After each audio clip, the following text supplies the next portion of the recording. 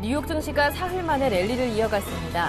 개장 전 발표된 1월 중 비농업 취업자 수가 15만 7천 명 증가해 시장 예상치를 밑돌았고 실업률도 7.9%로 소폭 상승했지만 앞선 지난해 11월, 12월 취업자 수가 큰 폭 상향 조정되면서 고용 회복세가 지속되고 있다는 평가가 나온 것이 호재가 됐습니다.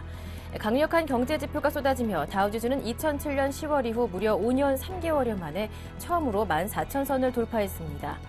다우지수는 1.08%, S&P 500 지수와 나스닥 지수는 각각 1%, 1.18% 상승했습니다.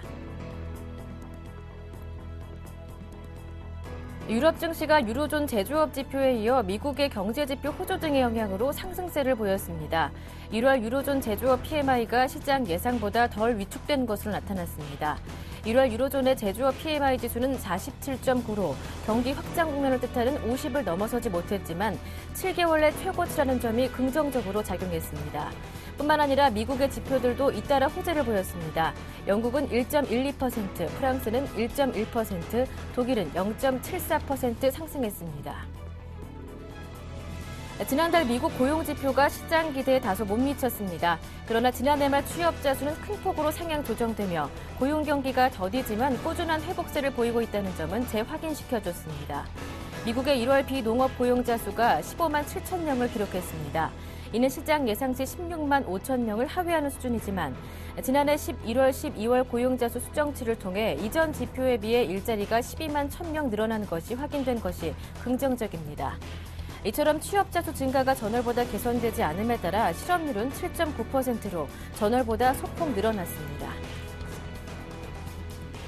미국의 지난달 제조업 구매 관리자 지수가 53.1을 기록했습니다. 이는 지난해 12월에 50.2는 물론이고 시장 예상치인 50.6을 크게 웃돈 수치입니다. 아울러 지난해 4월 이후 9개월 만에 가장 높은 수준이었고 경기가 확장이냐 위축이냐를 가르는 기준치인 50선도 2달 연속으로 상회해 경기가 확장되고 있음을 보여줬습니다. 뿐만 아니라 12월 중 건설 지출도 전월 대비 0.9% 증가하며 호조를 보였습니다. 이는 시장에서 예상했던 0.6% 증가를 웃돈 것은 물론이고 앞선 11월의 0.1% 증가도 크게 넘어선 수치입니다. 엑슨모빌의 지난해 4분기 이익이 시장 예상을 뛰어넘었습니다. 하지만 매출은 예상을 소폭 밑돌았습니다. 엑슨모빌은 이날 지난해 4분기 일회성 경비를 제외한 조정 순이익이 99억 5천만 달러로 전년 대비 증가는 물론 시장 예상치도 웃돌았습니다. 쉐브론도 지난해 4분기 순이익이 72억 5천만 달러로 전년 동기 대비 41% 증가하며 시장 예상치를 웃돌았습니다. 다만 같은 기간 매출액은 전년 동기 대비 1% 증가한 605억 5천만 달러로 시장 예상치였던 686억 4천만 달러에는 못 미쳤습니다. 제임스 블라드 세인트루이스 연방은행 총재가 미국 경기가 자신이 예측한 대로 성장세를 보일 경우 올해 중에라도 양적 완화 조치의 속도를 줄여야 한다고 강력히 촉구할 것이라고 밝혔습니다. 블러드 총재는 1월에 7.9%를 기록했던 미국의 실업률이 연말이 되면 7% 초반으로 떨어질 것이라며 이쯤에 FOMC는 양적 완화 조치를 계속해야 할지 여부를 두고 시험대에 오르게 될 것이라고 예상했습니다.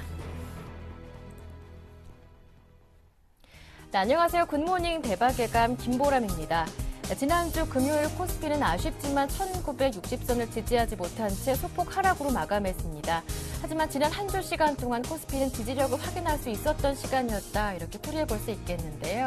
외국인의 매도가 7일 연속으로 이어졌지만 연기금을 중심으로 한 기관의 매수는 7일째 이어지는 모습이었습니다. 네, 그러는 사이 지난 주말 뉴욕 증시는 큰 폭으로 올랐는데요. 다우지수가 14,000선을 회복했고 S&P 500 지수도 1,500을 회복했습니다.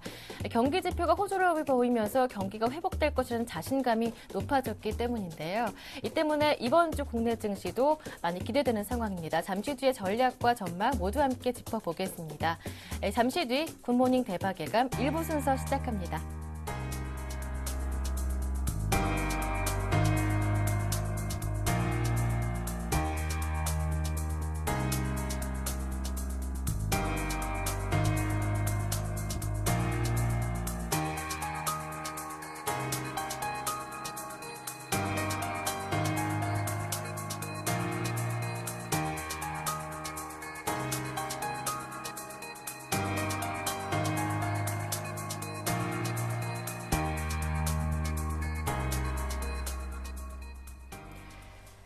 첫 코너는 글로벌 증시와 야간 선물 따라잡기입니다. 제갈공명 한영섭 전문위원 연결합니다. 안녕하세요. 네, 안녕하십니까. 제갈공명입니다. 네, 반갑습니다. 지난 주말 다우지수가 큰 폭으로 올랐습니다. 14,000선을 5년여 만에 회복했다고 하고요. S&P 500 지수도 1,500을 돌파했다고 하던데 글로벌 증시 마감부터 자세하게 들어보겠습니다. 네, 금요일 미국 증시는 3대 지수 모두 1% 이상 큰 폭으로 동반 상승하였습니다.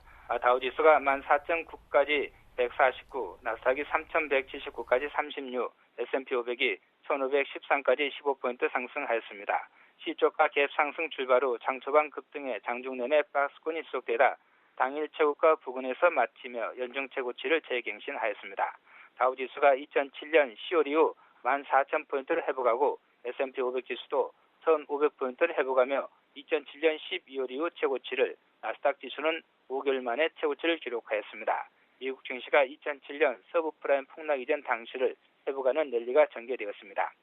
1월 취업자 수는 예상을 밑돌았지만 12월 취업자 수는 큰 폭으로 상향 조정되었습니다. 1월 취업자 수는 15만 7천 명으로 예상치 16만 5천 명을 하회하고 실업률 또한 7.9%로 12월 7.8%에 비해 소폭 증가했으나 12월 취업자 수 증가폭이 19만 6천 명으로 기존 전망치 15만 5천 명을 크게 상회하였습니다. 경기 선행 지표 역할을 하는 1월 소비 심리 확정치가 73.8로 시장 전망치 71.5를 상회하고 ISM 제조업 지수도 53.1을 기록해 12월 50.2보다 큰 폭으로 증가하며 두 달 연속 기준치 50을 상회하며 경기가 확장되고 있음을 알렸고 1월 자동차 판매 호조도 시장에 긍정적으로 작용하였습니다. 반도체, 통신, 금융, 보험, 자동차, 철강, 디젤, 금속, 중장비 등 120개 종목이 상승하며 업종 상승률 85%로 대부분의 업종이 상승하였습니다. 종목별로는 다우 30종목 중 27개, 나스닥 100종목 중 86개, S&P 500 종목 중 400개 종목이 상승해 상승률 80에서 90%로 상승 업종과 함께 상승 종목이 압도적으로 많았습니다. 마이크론이 3.57%, 뱅크 오브 아메리카가 3.4% 급등한 것을 비롯해 알테라, 마이크로칩 테크놀로지, 타이슨 푸드, 벨 컴퓨터, 모건 스탠리, 유나이티드 테크놀로지, 구글, 버라이존 커뮤니케이션, AT&T, 알쿠아, JP 모간, 트래블러스, 보잉, 쉐브론, P&G, 두폰, 이베이, 포드, 오라클, 포스트코, 엑셀 캐피탈, 마이크로소프트, 인텔, 스타벅스, 콜컴, 자이언트뱅코프, 선트러스트 뱅크, 브로드컴, 르본 에너지, 골드만삭스, DT 에너지, 엑셀 에너지, US 뱅콕 등이 상승하며 장세를 주도하였습니다. 금융주가 동반 강세를 보이며 뱅크 오브 아메리카가 3.45%, 모간 스탠리가 2.89%, 자이언트뱅코프가 2.82%, 선트러스 뱅크가 2.57%씩 상승하였고 구글이 2% 이상 상승해 2012년 10월 이후 사상 최고치를 경신했으며 예상보다 높은 순이익을 발표한 타이슨 푸드가 3.21% 상승하였습니다. 또한 제약회사 화이자 동물약 사업 부분이었다 분산 조에티스는 상장 첫날 20% 폭등하고 1월 자동차 판매가 호조를 보여 GM이 0.96, 포드가 0.93%씩 상승하였습니다. 시장 관심주로 마이크론이 조정 후 모처럼 3.57% 급등하며 전고점 돌파를 앞두고 있고 구글이 2012년 10월 이후 사상 최고치를 기록했으며 델 컴퓨터가 또한 주간의 조정을 마무리하고 급등하며 추가 상승 가능성을 높였고 뱅크 오브 아메리카, 모건 스탠리도 단기 조정을 마무리하고 상승해 추가 상승 가능성을 높였습니다. 또한 애플이 또다시 하락하며 450달러를 위협하고 있으나 애플은 이미 435달러를 저점으로 반등권에 진입하여 조만간 500달러를 돌파에 대비해서 매수 관점에서 대응이 유리해 보입니다. 매수 추천 종목으로 마이크론, 마이크로칩 테크놀로지, 뱅크 오브 아메리카, JP 모간, 모간 스탠리, 골드만삭스, US 뱅코, 애플, 알쿠아, AT&T, 버라이존 커뮤니케이션, 이베이, 야후, 마이크로소프트, 트래블러스, 델 컴퓨터, 구글, 오라클, 엑셀 에너지, 두본 에너지, 캐터필러, 포드 등을 추천드리겠습니다. 미국 시장 투자 전략은 결론적으로 강력 매수 전략입니다. 조만간 다우가 사상 최고치 경신과 15,000포인트를 돌파하고 나스닥 또한 3,200포인트를 돌파하며 13년 최고치를 경신하는 빅랠리를 전망드리겠습니다. 네, 이어서 야간 선물 마감 상황 짚어주시죠. 네, 금요일 야간 선물 시장은 259.20에 마치며 주간시장 대비 1.15포인트 상승하였습니다. 저점 257.5 부호 고점 259.50으로 1.5포인트 범위 내에서 움직였습니다. 거래량은 17,319계약으로 3일 연속 증가하여 변동성도 증가하였습니다. 네, 그렇다면 앞으로 글로벌 금융시장과 증시 전망과 전략 어떻게 생각하시는 건가요? 글로벌 전문위원님, 예. 글로벌 증시 전망이요. 예. 글로벌 증시는 당분간 좀 상승세가 이어지면서 일본 같은 경우는 전문간에 12,000을 돌파하고 하면서 올해 15,000포인트까지 상승이 전망되고 중국은 단기적으로 2,500 돌파 후 금년에 3,000포인트 돌파가 전망되고 베트남 같은 경우는 500포인트를 돌파하면서 1,000포인트가 상승하면서 전반적으로 유럽, 미국, 러시아 등 대부분의 시장이 상승할 걸로 좀 보고 있습니다. 네, 말씀 잘 들었습니다. 오늘 도움 말씀 고맙습니다.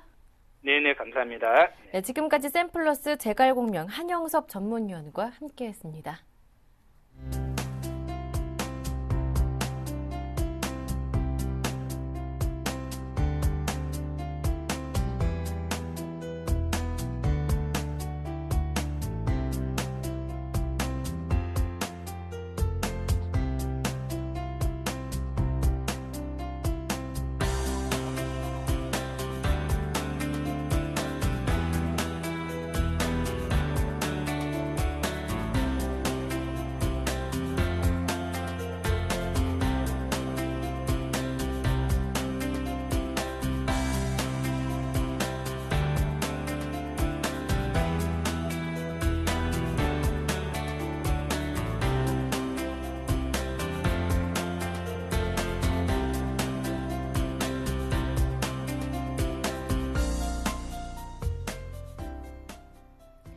네, 이어서 레이크쇼어 인베스터스 이현민 이사와 함께 글로벌 주요 증시 이슈에 대해서 짚어보겠습니다. 안녕하세요. 안녕하십니까? 네, 지난 주말 미국의 1월 실업률이 발표됐는데 예상치보다는 조금 부진했어요. 그렇습니다. 네. 예상치는 한 7.8 정도, 예. 12월 수치랑 비슷할 것으로 예상을 했는데요. 이보다 0.1%가 올라간 수치로 발표가 됐습니다. 1월 실업률 수치 7.9%로 발표가 됐는데요. 지난해 11월 7.8%에서 12월에는 횡보세를 보였고 1월에는 0.1%가 나빠진 수치로 발표가 됐습니다. 같이 발표됐던 신규 취업자 수, 비농업 부문 신규 취업자 수는 15만 7천 명 증가에 그쳤습니다. 이는 시장 예상치 16만 명 이상을 다소 밑돈 수치라고 볼 수가 있겠는데요. 그렇지만 시장은 14,000 다우지수가 돌파하면서 시장의 분위기는 상당히 좋았습니다.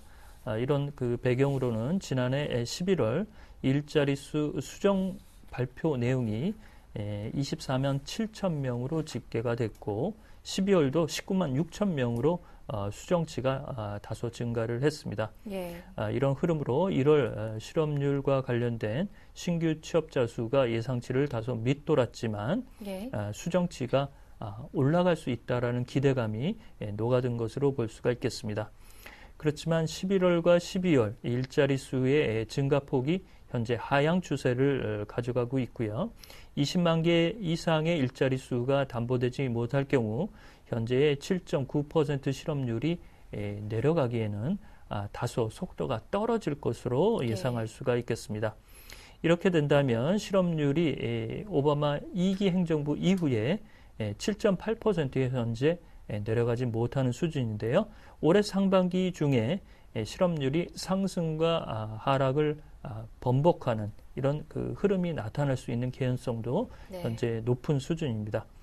따라서 현재 뮤추얼 펀드로부터의 매수 기대 이런 점이 뉴욕 증시의 상승세를 낳고 있지만 실업률 수치만 놓고 보면 현재 하락세는 조금 어려운 부분도 남아있다 이렇게 볼 수가 있겠습니다. 네, 그런데 민간 부문의 일자리는 증가세를 유지했던 반면에 공공 부문의 일자리는 큰 폭으로 감소했다고 하더라고요. 그 이유가 무엇인가요? 그렇죠. 재정 지출 감축 이런 부분이 계속 남아있기 때문에 공공 부분의 일자리는 계속적으로 현재 떨어지는 추세입니다. 시장에서 그나마 안위하고 있는 부분은 민간 쪽의 내용은 나쁘지 않다라는 쪽에서 현재 네. 점수를 좀 많이 주는 흐름이라고 볼 수가 있겠는데요. 이번 1월 실업률 수치에서도 정부 부문 일자리는 9천 명이 감소를 했습니다. 연말이라는 내용 이런 점이 좀 감안이 됐지만 4개월 연속 정부 부문의 일자리는 현재 늘어나지 못하고 있는 부분이고요. 주택은 주택 가격의 상승으로 인해서 건설과 고용의 건설 고용 부분은 2만 8천 명이 증가를 했습니다. 교육과 보건 이런 쪽에서도 2만 5천 명이 증가를 했고 소매업종이 가장 좋았습니다. 3만 2,600명이 증가세를 보이면서 소비 시즌의 어떤 여파 이런 쪽이 긍정적으로 현재 자리한다라고 볼 수가 있겠습니다. 다만 이렇게 정부 부분과 민간 부분의 온도차가 점점 더 벌어지는 것은 균형 성장에 있어서는 좋지 않다라고 볼 수가 있겠습니다. 또 이달부터 이달 말까지 양당이 정부가 현재 내놓고 있는 정부 지출 자동 삭감, 이른바 이제 시퀘스터라고 많이 부르는데요. 이 내용에 대한 합의가 진통을 겪을 경우에는 상반기에 고용과 관련된 내용도 조금 어려운 부분도 현재 남아있다라고 볼 수가 있겠습니다. 네, 시장의 이 부정적인 예상은 크지 않았지만 앞으로 개선 기대감도 조금 옅어진 모습인데요. 향후 전망 어떻게 보시는지요? 네, 시장에서는 이 모든 것을 다 극복할 수 있고 유동성 효과로 인해서 시장의 상승세에 대한 기대감이 상당히 현재 폭넓게 들이고 있는 상태입니다. 이렇게 보면 시장과 경제에 대해서 낙관적인 전망을 가지고 있지만 긴장을 늦추지 않는 것은 현재 미 연준의 스탠스라고 볼 수가 있겠습니다. 또한 추가적인 상승에 대해서도 이에 대해서 조심할 것을 경고하는 투자자들도 조금씩 나타나고 있는데요. 핑코의 빌 고로스나 현재 마크 파버 등이 이런 약간의 부정적인 의견을 내놓고 있지만 증시의 주류적인 내용으로서는 그 힘이 조금 미약한 부분이라고 볼 수가 있겠습니다. 앞서서 말씀드린 대로 뮤추얼 펀드에서 자금이 추가적으로 시장으로 좀 유입되고 있고 그 다음에 지난 작년 말이었죠. 굉장히 힘들었던 재정 절벽의 이슈가 부분적으로 타결됐다는 점, 이런 점에서 안도넬리가 14,000 이상의 다우지수를 현재 끌어올리는 동인이라고 볼 수가 있겠습니다.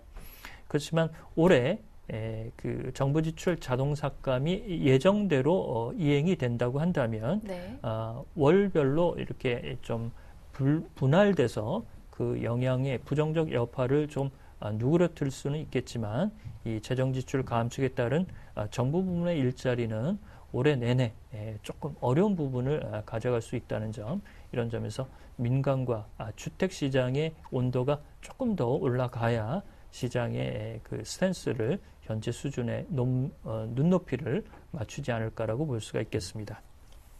한편 IMF는 통계 조작 시정 정치를 이행하지 않고 있는 아르헨티나에 불신임하겠다고 공개적으로 경고했다고 하죠. 그렇죠. 이 불신임이라는 거는 국제 금융시장에서 퇴출을 명하는 그런 흐름이기 때문에 굉장히 국가의 이미지가 실추된다는 그런 내용이라고 볼 수가 있겠습니다. IMF가 아르헨티나 정부의 통계 부분에 다소 이견이 있는 부분을 지속적으로 얘기를 해왔는데요. 2010년 이후 이를 해결하지 못하고 있는 아르헨티나 정부에 대해서 공개적으로 불쾌함을 토로를 했습니다. 이러자 아르헨티나가 반발하고 나서는데요. 정부 제시하는 통계치에 이상이 없다라고 현재 강변을 하고 있지만 아르헨티나의 지난해 CPI 소비자 물가 지수는 민간 연구소와 국제기구에서 현재 추산한 부분은 25.6% 정도로 추산하고 있는데요. 정부 내부 발표로는 10.6%로 2배 이상 현재 좋지 않은 그런 괴리감이 나타나고 있는 그런 흐름입니다. 정부 통계연구소의 내용은 현재 적절하다라고 얘기를 하고 있지만 이런 그 수치 면에서 현재의 논란이 계속된다면 아르헨티나 입장에서는 상당히 좋지 않은 그런 분위기라고 볼 수가 있겠습니다. 네, 이렇게 아르헨티나 정부의 통계 수치 조작이 만연한 이유는 무엇인지 한번 들어보고 싶고요. 이렇게 불신임 받게 될 경우에 향후 파장은 어떻게 될지도 궁금해지는데요. 그렇습니다. 네. 이렇게 이제 IMF 쪽에서 그 얘기가 나와도 수치가 이제 바로 바뀌지 않는 부분은 아르헨티나가 그 현재 이행하고 있는 이른바 정부 부채 상환 이런 부분을 조금 더 지연시키거나 타항감 수준을 조금 더 올리기 위한 그런 수순이라고 볼 수가 있겠습니다. 네. 이렇게 CPI를 소비자 물가 상승률을 높게 유지하면서 정부가 현재 가져가고 있는 그 상품의 가격을 민간 쪽에 이제 좀 전가하는 이런 쪽이 나타나고 있어서 국민의 고통 지수는 상당히 높다라고 볼 수가 있겠는데요. 이렇게 어려운 부분, 구제금융에 낙인이 찍힌 부분이라 타국가의 교육이나 생산 이런 부분이 정상적으로 들어가지 못하기 때문에 상품의 이윤을 이런 높은 물가 수준으로 가격을 전가시키는 그런 흐름이라고 볼 수가 있겠습니다.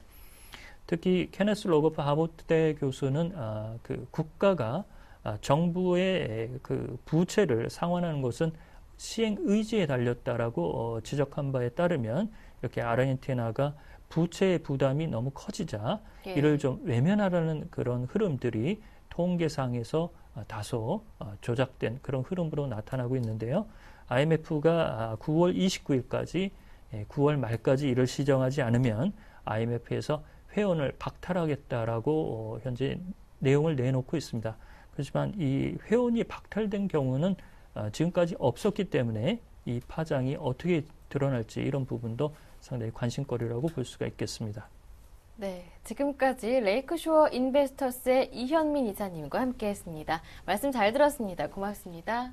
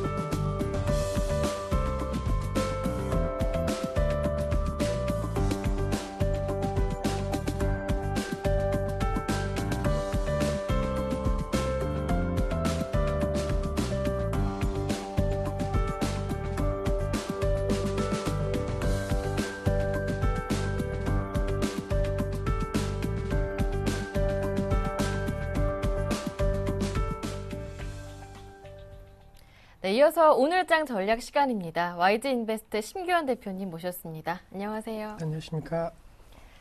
네, 지난주 코스피가 1960을 지지하지 못하고 마감했습니다. 장중에 코스닥은 500선도 불안한 모습이었는데요. 먼저 지난주 마감 상황부터 정리를 해볼게요. 네, 코스피와 코스닥 양시장 모두 하락세로 마감하였습니다. 양시장은 약보합권에서 마감하는 모습 보였는데 코스피 같은 경우는 4.1포인트대 0.2% 하락 흐름 보였습니다. 1957.79에서 마감하는 모습 보였고 금요일장 장중에는 1940포인트 부분까지 내려가는 모습 보였습니다. 하지만은 장 막판으로 갈수록 계속적으로 하락폭을 조금 만회하는 모습 보였다라고 정리해 드릴 수가 있겠고 외국인들의 수급 악화는 계속적으로 지속되는 모습 보였습니다. 외국인 계속적으로 매도세 보이면서 1월 24일부터에 대한 매도세가 금요일장까지도 이어지는 모습 보였고 반면에 기관 같은 경우에는 1월 24일부터 계속적으로 좀 매수세를 보여왔습니다. 특히나 연기관 같은 경우에 닷새째 계속적인 매수세 보이면서 그래도 시장의 낙폭을 어느 정도 줄여주는 주요 역할을 하고 있다라고 정리해 드릴 수가 있겠고 코스닥 같은 경우에는 말씀해 주셨던 대로 장중 500선이 붕괴되는 모습 보였습니다. 상당히 우려감도 컸지만은 그래도 500선 어느 정도 회복하는 모습 보였다라는 거 503.31에서 마감하는 모습 보였기 때문에 코스닥 같은 경우에는 아직까지는 지지 라인이 어느 정도 확보된 상황이다라고 정리해 드릴 수가 있겠고 두산 건설에 대해서 유상 증자설이 나왔습니다. 따라서 두산 인프라코어라든가 두산 중공업 같은 종목군들이 약간은 큰 폭의 하락세 보였고 실적이 악화되는 종목 같은 경우에는 역시나 투자 심리가 불안한 모습 보였습니다. 대표적으로 SK이노베이션 금요일장 같은 경우에도 영업이익 40% 넘는 감소세에 따른 역시나 실적 악화 우려감 속에서 주가 하락세 보였고 핸드폰 관련주들에 대한 급등세도 이어졌는데 지난주 금요일장 같은 경우에는 알트폰 관련주들의 급등세가 이어졌습니다. 대표적으로 온세텔레콤을 비롯한 관련주들 급등 양상 보이면서 새로운 휴대폰 관련된 시장에서 새로운 변화를 어느 정도 예고했다라고 정리해 드릴 수가 있겠고 나로우 성공과 관련된 기대감이 컸던 나로우 관련주들 같은 경우에는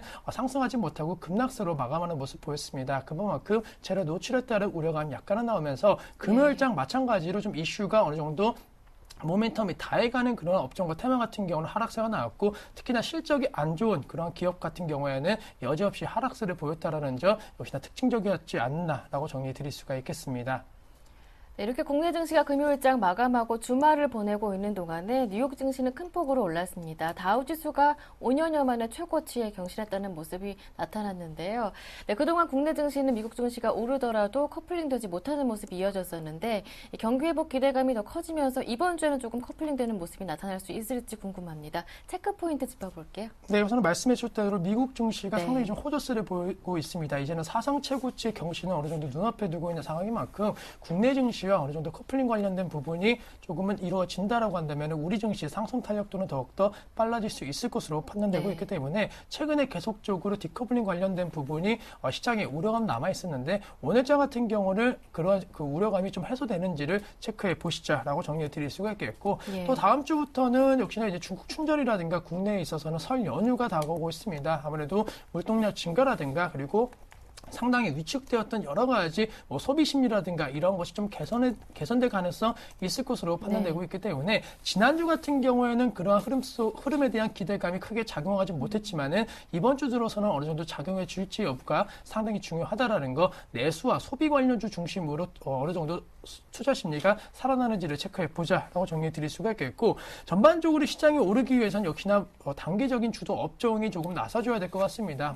전차 군단이니까 예전에 차화정 이렇게 주도 업종 잘 나가고 그리고 시장을 이끌어주는 업종이 있어야지만이 지수도 어느 정도 반등세가 강하게 나올 수 있을 것으로 판단되고 있는데 최근의 흐름만 놓고 봤을 때에는 자동차 업종이 시장 대비 강세 흐름 보이지만은 약간의 기술적 반등에 지나지 않았다라는 거 그리고 시장을 이끌 만한 대세 상승을 지금 이루고 있는 업종군들이 상당히 좀 적어지고 있습니다. 작년 같은 경우에도 내수 관련된 업종군들이 대체 상승 흐름 보였는데 1월 달 들어서는 약간의 업종 순환매적인 성격이 좀 강해지고 있다는 측면 주도 업종이 없다라고 한다면 투자 심리도 이끌지 못할 것으로 판단되고 있기 때문에 오늘장부터 앞서 말씀드렸던 중국이라든가 이런 관련주들에 대해서 시장이 얼마만큼 이끌어주는지를 체크하셔야 되지 않을까라고 정리해 드릴 수가 있겠습니다.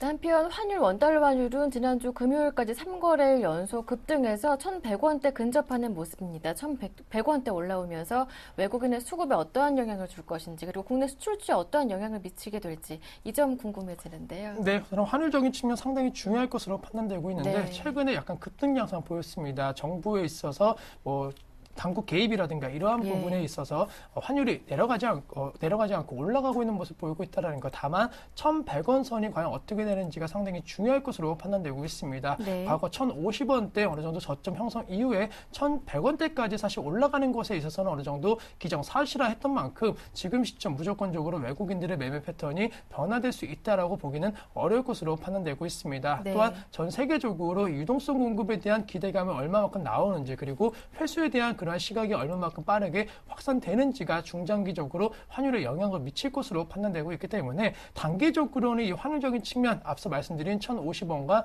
1,100원대 부분에서 계속적으로 좀 박스권을 이룰 가능성 있을 것으로 판단되고 있기 때문에 결론적으로 말씀드리면은 지금 시점 환율이 어느 정도 급등했기 때문에 네. 다시 한번 원화 가치 상승에 따른 즉 외국인들의 순매수 기조도 어느 정도는 조금은 네. 기대할 수는 있을 것으로 판단되고 있습니다. 따라서 환율적인 측면 우리 시장에 있어서 큰 악재로 작용하지는 않을 것으로 판단되고 있고 어느 정도 좀 호재성 재료로 작용할 수 있다는 측면을 생각해 보자라고 정리해 드리면서 환율적인 측면에 있어서 외국인들이 만약에 순매수세로 전환된다라고 한다면은 그때부터는 외국인 네. 순매수하는 종목군 쪽으로 관심 가지시는 전략이 필요하다라는 거. 하지만 오늘부터 그런 흐름이 무조건 나온다라고는 생각하지는 않기 때문에 시장의 흐름을 계속적으로 체크하셔야 되지 않을까라고 정리해 드릴 수가 있겠습니다. 예, 알겠습니다. 한편 이번 주부터는 중국의 최대 명절인 춘절에 대한 기대감도 높아질 텐데요. 관련해서 중국 소비 관련주 어떠한 긍정적인 시점을 정해주신지 한번 들어보고 싶은데요. 네, 저는 결론적으로 중국 네. 소비는 계속적으로 이루어질 수밖에 없다라고 정리해 드릴 수가 있겠습니다. 네. 중국의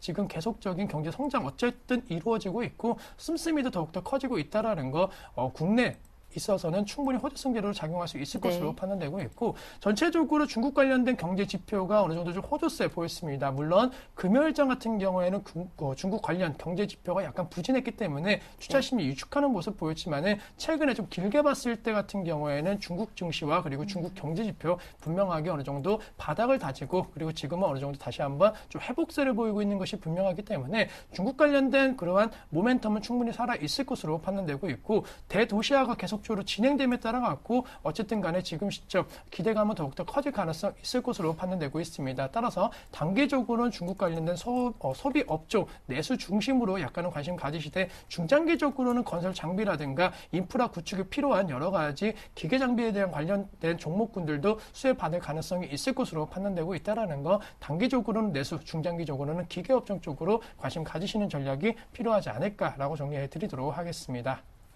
한편 북한의 핵 위협이 단계적으로 더 높아지고 있습니다. 국내 증시 지정학적 리스크 다시 한번 불거지는 거 아닌가 우려가 되는데요. 관련해서 또 종목들도 따로따로 움직이게 되겠죠. 네, 말씀해 주신 대로 지정학적 리스크 네. 아무래도 3차 핵실험이 강행된다라는 그러한 소식과 함께 국내 지정학적 리스크에 대한 우려감 다시 한번 커지고 있습니다. 또한 해외 계속적인 선진국 시장에 있어서도 이 북한에 대한 제재 움직임이 더욱더 강화되는 네. 만큼 북한의 입장도 더욱더 강경해질 수 있다는 측면은 상당히 우려감 높아질 수는 있겠지만은 예. 최근 들어갔고 약간 이 지정학적 리스크가 증시에 있어서 악재로 작용하는 것은 많이 줄어드는 모습 보였습니다. 또한 지정학적 리스크로 만약에 급락세를 보인다라고 한다면은 그때는 매수 활용 기회로 삼으시는 전략이 필요할 수 있을 것으로 판단되고 있기 때문에 네. 3차 핵실험에 대한 우려감 클 수는 있겠지만은 증시에 있어서는 큰 악재 영향은 예. 없을 거다라고 정리를 해드리도록 하겠습니다. 예, 알겠습니다. 증시에 미치는 영향은 학습된 효과가 있기 때문에 큰 영향은 없을 것이다라는 말씀까지 들어봤고요.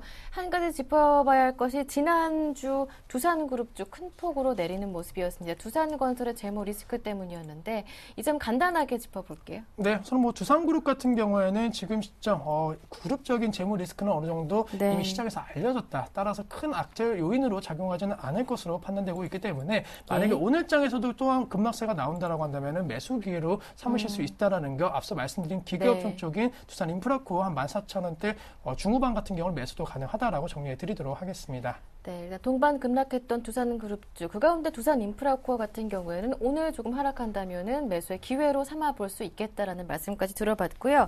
네, 이어서 오늘장 관심을 두고 지켜볼 만한 종목 들고 오셨다고요? 네, 우선 앞서 말씀드렸던 네. 그 부분에 있어서 상당히 좀 어느 정도 그 이슈가 될 수 있고 그리고 시장에 관심을 받을 수 있는 네. CJ 오쇼핑에 대해서 관심을 갖자라고 정리해 드릴 수가 있겠습니다.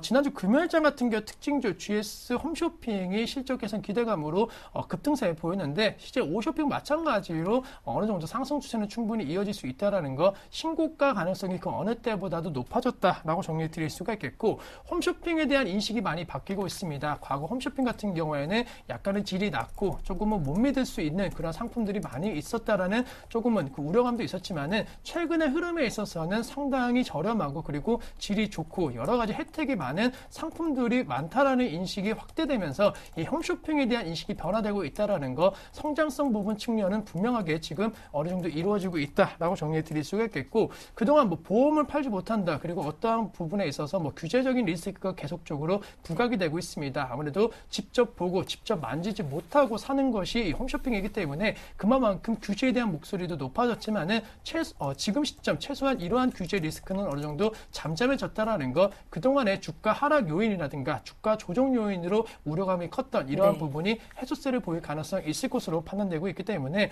점차적으로 역시나 추세적인 상승 흐름 기대해 보자라고 정리해 드릴 수가 있겠고, 네. 뭐 실제 오쇼핑을 비롯해서 홈쇼핑주 사실 국내적인 시장이 어느 정도 포화 상태입니다. 하지만 해외 진출이 계속적으로 과시화되고 있고, 국내에서 어느 정도 성공한 것을 발판으로 삼아갖고 네. 해외에서도 빠른 성장성을 보일 가능성이 있을 것으로 판단되고 있기 때문에 실제 오쇼핑에 대해서 역시나 이번 주 한번 접근해 보자라고 정리해 드리겠고, 매수가 부분 같은 경우에는 29만 원대 부분이라고 한다면 충분히 매수가 가능할 수 있을 것으로 판단되고 있습니다. 지난주 종가가 29만 4,900원대 종가 형성이 되었는데, 다시 한번 신고가를 경신해 준다라고 한다면은 30만 5천 원대까지 1월 14일 날 30만 원 딱 찍고 내려가는데, 30만 5천 원대까지 네. 추가 상승 여력 뭐 이번 주라든가 늦어도 설 연휴 지나고 나서는 바로 좀 가능할 수 있을 것으로 판단되고 있기 때문에 목표가는 30만 5천 원 말씀을 드리겠고, 예. 선저가 같은 경우에는 28만 원대 지지 라인 한번 전 저점이기 때문에 여기만 예. 지지만 대준다라고 한다면은 21선에 대한 지지 라인은 확보할 수 있을 것으로 판단되고 있습니다. 따라서 28만 원만 이탈되지 않는다라고 한다면은 이 종목의 대선 상승도 가능하다라고 정리해 드릴 수가 있겠고, 예. 중장기적으로 만약에 보신다라고 한다면은 32만 원대까지의 추가 상승 여력이 있을 것으로 판단되고 있는데, 그 이유 같은 경우에는 4분기 실적 호조가 단순히 뭐 한 분기에 끝날 것은 같지는 않습니다. 1분기, 네. 2분기 계속적으로 이루어질 가능성이 상당히 높을 것으로 판단되고 있기 때문에 단기적으로는 30만 5천 원대 목표 주가 말씀을 드렸지만은 한 3개월에서 4개월 정도 갖고 계신다라고 한다면은 32만 원대에 대한 목표 주가도 가능하다라는 거, 꾸준하게 우상향적인 추세를 타고 올라가 보자라고 정리를 해드리도록 하겠습니다. 네, 지난 고점이 30만 원대예요. 다시 한번 저항받고 재도전하는 모습인데요. CJ 오쇼핑 이 점을 감안해서 목표가 설정해 주신 거겠죠. 30만 5천 원으로 정해 주셨는데요. 수급 분석과 함께 자세한 분석 다시 한번 들어보겠고요. 중장기적인 목표가로 32만 원 정해 주셨는데, 아무래도 직전 고점 돌파하는지 여부를 확인한 다음에 투자하는 게 더 괜찮겠죠. 네, 저는 뭐 수급적인 측면은 외국인들이 지속적으로 좀 사주고 있다라는 거, 그리고 기관 같은 경우에는 약간은 추세적으로 사고 팔고 하고 있지만은 앞서 말씀드렸던 대로 그래도 기간이 팔고 있지 않다라는 측면, 외국인들의 수급에 조금 기대한다라고 한다면은 네. 충분히 수급 개선 기대감 높아질 수 있을 것으로 판단되고 있고, 실제 오쇼핑을 말씀을 드렸는데 GS 홈쇼핑에 대해서 좀 비교를 해드리면은 네.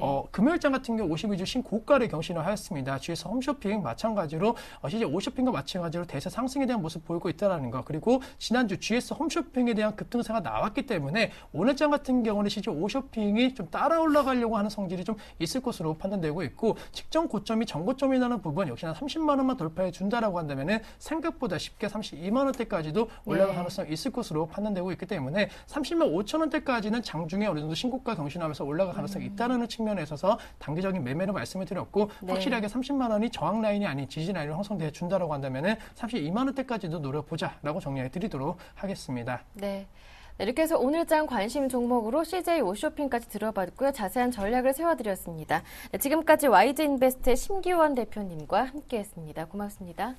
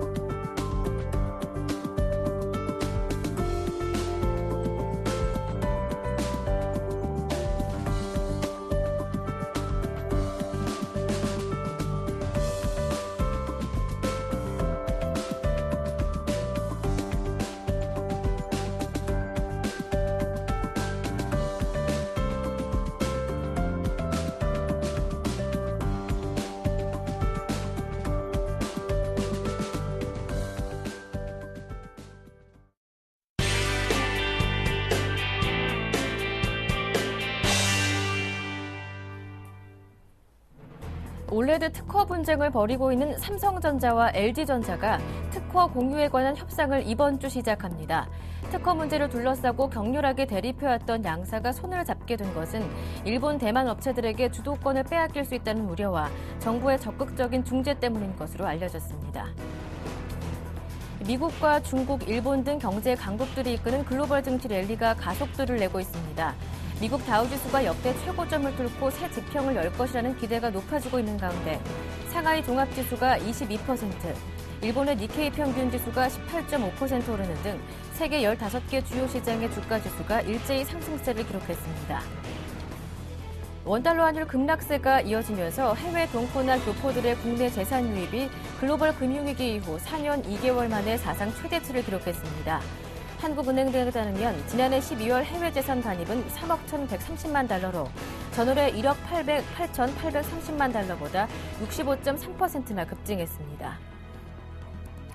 북한의 3차 핵실험이 임박한 것으로 알려진 가운데 김정은 국방위원회 제1위원장이 당 중앙군사위원회 확대회의에서 중요한 결론을 내렸다고 밝히며 핵실험이 임박했음을 시사했습니다. 네, 국내외 주요 이슈를 전해드리는 이슈앤이슈 시간입니다. 자세한 소식은 서울경제신문 서은영 기자와 함께 이야기 나눠보도록 하겠습니다. 안녕하세요. 안녕하세요.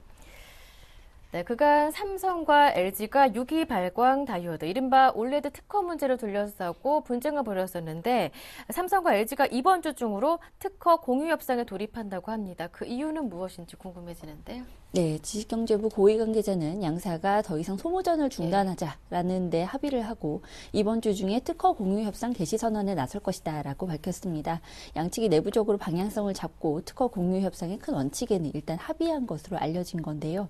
삼성 디스플레이와 LG 디스플레이는 인력 기술 유출 논란의 시작으로 지난해 7월부터 가처분 신청과 특허 무효 심판 등을 주고받으면서 지루한 특허 침해 공방을 이어왔습니다.